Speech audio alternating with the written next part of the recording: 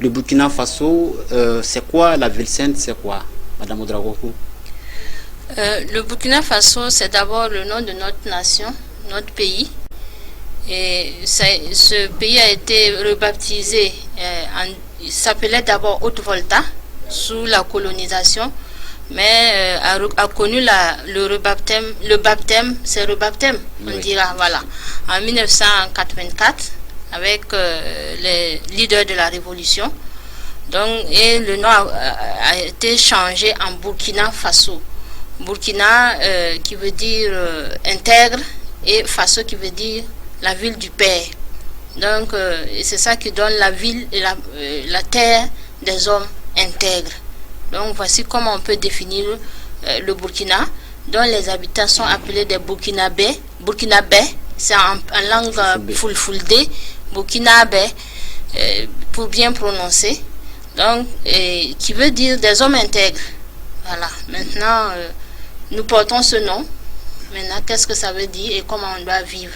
Comment doit vivre un homme intègre?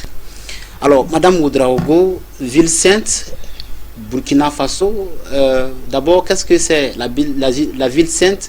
C'est biblique. Oui. Et quel rapport peut exister entre ces deux réalités sur le plan spirituel alors? D'accord. Pour définir d'abord la ville sainte, ville, nous savons tout ce que c'est que la ville. On a parlé du Faso ici, qui est la ville du Père, la terre du Père. Mais la sainte ici c'est un adjectif venant du mot sainteté. Et la sainteté signifie aussi la pureté du cœur. Voilà. Et tout ce qui rentre en ligne de compte dans cette valeur, c'est une valeur. La sainteté est une valeur, c'est une vertu. Et c'est un qualificatif vraiment positif. Et quand on dit que quelque chose est sainte, c'est que il faut entendre par là quelque chose de pur, de lumineux, voilà, et de divin. D'accord. De divin surtout. Donc maintenant, pour faire le rapport du pays Burkina Faso avec ville sainte, vous voyez, déjà par le mot Faso, on n'a pas, ça remplace ville de l'autre côté. Et maintenant, Burkina et sainte, c'est presque le même mot, oui. Parce que Burkina veut dire intègre, et sainte aussi, c'est l'intégrité, la pureté, la sainteté. Voilà, donc, c'est les mêmes mots presque, mais quand on n'analyse pas profondément, on peut penser, quand on dit ville sainte, on voit déjà une ville précise, spécifique, alors que non, le sens des mots ici aussi compte. Alors, nous sommes dans un cadre spirituel, et comment est-ce qu'on peut faire les liens ici sur le plan spirituel? Oui, nous parlons de cette spiritualité justement parce que quand on parle de pureté, de sainteté, de vie intègre, c'est ça même la spiritualité. C'est la manière de vivre d'un individu, voilà, vis-à-vis de Dieu, vis-à-vis de son prochain, de son entourage, de son environnement. Et quand c'est une vie bien remplie, une vie de qualité, voilà, bien conduite, comme vous l'avez dit, c'est de la spiritualité. Et on n'oubliera pas que plusieurs fois nous avons défini ici la spiritualité comme étant la vie, et la vie aussi comme étant la spiritualité. D'accord. Dans un article, Madame Ouedraogo, signé par M. Sidiki Aboubakar Zerbo, intitulé L'amour et lettres d'amour et messages d'espoir pour le Burkina, vous voulez vous inspirer de ces messages. Et quel est le contenu, disons, la substance de ce message, c'est quoi? Ouais, c'est un de nos frères, jeune frère, parce qu'il dit qu'il n'a pas connu les régimes plusieurs régimes passés, même la révolution il ne l'a pas connu. Et il fait des éloges du Burkina dans cette lettre publiée dans le Faso.net. Oui. Et le titre c'est Poème d'amour et d'espoir pour le Burkina.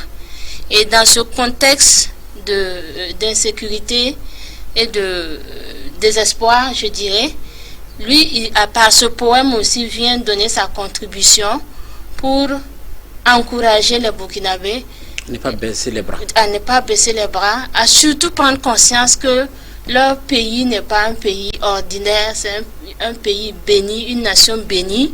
Et il a fait plusieurs comparaisons, une promesse divine. En tout cas, plusieurs qualificatifs sont ressortis pour le Burkina. Et ça tombait au même moment où moi j'avais été inspiré de commenter un peu Daniel 9, 26, oui, où il ressort aussi la ville sainte, la ville et où se trouve le sanctuaire. Donc, bon, je voulais faire cette comparaison entre notre pays et cette ville sainte. Et le fait de voir ce frère qui fait des éloges sur notre nation, sur notre pays, m'encourage aussi à aller dans ce thème pour apporter un plus, pour m'appuyer sur ce qu'il a déjà fait qui est très bien. Je lui tire vraiment le chapeau. C'est un Samo, mais c'est un Samo bien éclairé. Bien sûr. Parce qu'il est très positif et il faut le dire, il faut encourager de telles initiatives. Et donc j'ai voulu m'appuyer sur ça pour aussi développer ce thème, le Burkina et la ville sainte. Alors, dans un contexte où le Burkina Faso est dans une situation difficile, alors est-ce que vous pensez de façon objective que les mots doux, alors les mots d'espoir vont quand même faire quelque chose de miracle au Burkina Faso? Bon, comme il nous est fait selon notre foi, c'est la Bible qui le dit, et sa foi à lui, c'est dire aux Burkinabés, ne désespérez pas, espérons toujours, tant qu'il y a la vie, il y a de l'espoir. Et aimons notre pays. Donc, les mots doux simplement ne serviront pas à nous sortir d'affaires, mais c'est déjà une proclamation qui est faite, c'est une semence qui est faite et ça peut apaiser les esprits, ne serait-ce qu'un moment. Et c'est ce calme qui va, si tous les esprits s'apaisaient, vous allez voir que ça y aura un impact sur la vie même réelle et quotidienne du pays. C'est de la positivité, c'est de la spiritualité. D'accord. Madame Ouedraogo, pays des hommes intègres, ou les hommes qui devraient être des hommes intègres bien sûr, mènent une vie, on dira, peu orthodoxe. Alors, comment est-ce qu'on peut comprendre cela? C'est d'abord une méconnaissance de soi. Sinon, quand on comprend qui on est, on doit vivre selon ce que l'on est. Mais au niveau individuel même déjà, on peut voir quelqu'un dont le nom reflète une chose et le comportement autre chose. Tout à fait. Et ça déséquilibre la vie de la personne. Donc si au niveau individuel et personnel, il y a déséquilibre, voyons maintenant ce que ça fait pour toute la nation. Donc ce déséquilibre actuel peut être attribué à cette méconnaissance de soi de chaque individu. Et c'est l'ensemble maintenant de cette méconnaissance de chacun qui fait la somme de ce déséquilibre pour toute la nation. Voilà. Or, nous voulons faire comprendre aux Burkinabés que ce pays-là est vraiment spécial. Il faut qu'il s'arrête et qu'il prenne. Il est spécial et puis on retrouve des attaques de façon intempestive. Vous faites bien de poser la question parce qu'on va rentrer maintenant dans Daniel 9 en ce moment. Mais avant cela, je vais parler d'une anecdote que moi-même j'ai vécue. Oui. Donc c'est un témoignage, si je peux le dire ainsi. Pendant que j'étais encore à l'église, j'avais envie vraiment de visiter Israël. D'aller visiter Israël, de comprendre beaucoup de choses, aller voir le tombeau de Jésus, tout ça, ça m'attirait vraiment et ça m'animait, ce désir-là. Et j'ai entrepris un voyage sous la conduite de mon aide invisible, d'un de mes aides invisibles, et jusqu'à ce que j'arrive à Abidjan, où je devais aller maintenant chercher le visa. Et c'est là-bas que les choses se sont compliquées. Je n'ai pas pu avoir le visa et j'étais mécontente d'avoir fait un déplacement inutile. Et c'est dans la prière maintenant, je dis, mais Seigneur, pourquoi m'as-tu laissé venir ici, jusqu'ici, si tu savais que ça n'allait pas marcher, tout ça. Je me suis mise dans une position de plainte, quoi. Oui. Et c'est là qu'une voix m'a dit audiblement, Israël, c'est chez toi. Ah bon? Oui. C'est pas trop osé quand même, madame. C'est ce que j'ai entendu, je vous dis. Des gens vous diront que vous êtes des illuminés. Je vous dis que ce voyage d'ailleurs a été fait sous la conduite d'une aide invisible.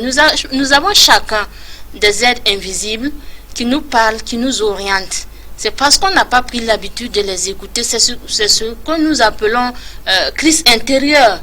Voilà. Comme on ne prend pas l'habitude de se connaître et d'écouter ces aides invisibles, on n'apprend pas ce qui concerne même notre vie. Donc, c'est quand j'ai compris ça, moi-même, quand j'ai entendu ça, moi, je n'ai rien compris. C'est là que j'ai commencé à comprendre que la terre d'Israël, territoire, n'avait rien de spirituel. Et que je devais chercher à connaître le sens spirituel d'Israël. Donc, mais quand j'ai entendu Israël, c'est chez toi, je n'ai pas compris, je suis revenu, j'ai cherché des similitudes entre Israël et le Burkina. Je suis rentré dans les dates de création, j'ai vu que le Burkina a été créé à un moment donné, il a été supprimé et reconstitué, et c'est presque pareil avec Israël. Donc j'ai vu ce genre de similitudes d'abord, côté visible, jusqu'à ce que mon attention soit attirée sur, parce que je lisais déjà la vie des maîtres, et mon attention était attirée sur une partie qui parlait d'Israël. Et c'est là que j'ai compris le sens véritable de Israël, qui se décompose en Israël. Oui. Israël, qui veut dire la race de cristal, ou la race lumière. Oui. Là, j'ai compris ce que ça voulait dire, mais c'était pas encore clair dans mon esprit. D'ailleurs, j'en discutais avec une journaliste ivoirienne d'origine camerounaise, et quand on a commencé à discuter, elle a dit non, que la ville spirituelle ici, que c'est l'Afrique du Sud, parce que on l'appelle la nation arc-en-ciel, et Mandela qui est son leader, puisque c'était au temps de Mandela.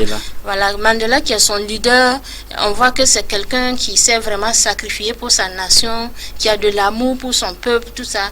Que donc c'est l'Afrique du Sud qui est la nation lumière. Je dis, je n'en disconviens pas, mais moi, mon Burkina aussi a un leader qui s'est sacrifié, comme le Christ, qui est né un 21 décembre, comme le Christ, qui porte le nom Noël, comme Emmanuel. J'ai dit donc, il y a ça déjà, et le mot intègre, qui veut dire lumière. J'ai dit, ça colle plus qu'avec Afrique du Sud. J'ai dit, de toute façon, nous sommes tous des Africains, on ne va pas polémiquer là-dessus. Et c'est de méditation en méditation, de recherche en recherche, que j'ai fini par comprendre que la nation lumière, la race de lumière, là, c'est ça qui est le Burkinim qui devait nous animer. Le Burkinim qui devait nous animer, je dis, parce que il ne nous anime pas pour le moment. Mais quand même, le nom est là, et c'est déjà un début. Pourquoi? Justement, c'était votre question. Parce que on n'arrive pas à marcher selon le nom. C'est pour ça que je dis que ça ne nous anime pas. Oui. Mais on doit rectifier maintenant notre marche. C'est pour ça que je veux que les gens comprennent que c'est ça qui sème ce déséquilibre là dans notre pays. Chacun est responsable. Chaque citoyen de cette nation est responsable de la situation actuelle. Oui. En face que nous sommes responsables, parce que je venais de l'expliquer. Si mon papa qui est au village, par exemple, ne sait rien de ce qui se passe, et vous dites qu'il est responsable par rapport à quoi? Bon, s'il vit sa vie intègre, je ne vois pas pourquoi. Parce qu'on dit, vous avez passé, on a fait une émission ici, vous avez dit que si le pays, ou du moins le monde est dans une situation difficile, c'est la religion et la vie politique. Oui, j'en viens. On pense que un paysan au village... Aujourd'hui, on est religieux. On est plus religieux, même dans les villages, la religion a pris le pas. Vous conviendrez avec moi. C'est pas tout le monde quand même au village. Justement, c'est un échantillon, et c'est cela qu'on étiquette. On met des étiquettes noires pour dire c'est des satans, c'est des démons. et ils se sentent exclus.